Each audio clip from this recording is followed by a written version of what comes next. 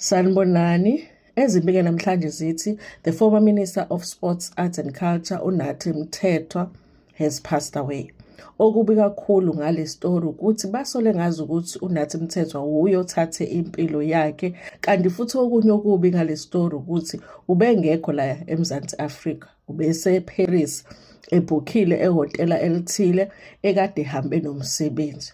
Istory ke bathi senzeke kanje.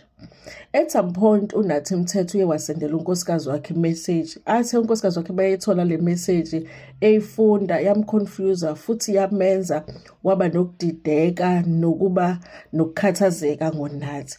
Emva kokuba le message isendiwe akabange sakwazi ukumthola umyeni wakhe efonini, okwenza ukuthi aze afonele amaphoyisa akhona ngale eParis ngoba ubesemfuna engasamtholi.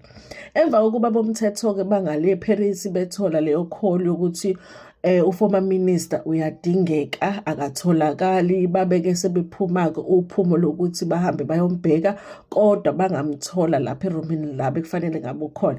Babe sebekhipha nezinjake zamaphoyisa zambheka nasemapaki a-close by la ehotela la bekade ebhukhe khona ngoba bathi ubebhukhe i-room eliku-22nd floor. Okay, so floor number 22.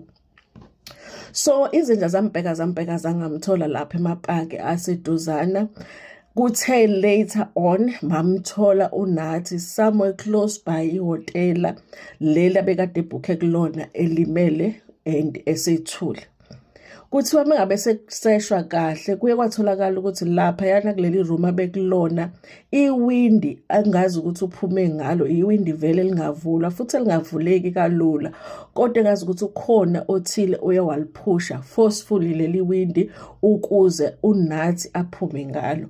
Kusolakala ngathi uyena uNathi oliphushile, oyena umnumzana Mthethwa oliphushile leli windi ukuze aphume ngalo, yiko besola ukuthi uyena othathe impilo yakhe. Bayasho-ke lana ukuthi the officials zale eParis bengakaskipi istatement esi-official kodwa bese confirm ukuthi ngempela umnumzana Mthethwa vele udlulile emhlabeni. Kanti-ke futhi nangala eSouth Africa asikho istatement ebesisaphumile kuhulumeni wethu osho ukuthi kahle kahle kwenzekeni ngomnumzana Mthethwa, kodwa ifamily engazi ukuthi lolu daba siyalwazi noma naye ingakaskipi istatement ngoba ibisakhungathekile ngalokho okwenzekile. May his soul rest in peace. It's very unfortunate, you guys, what happened.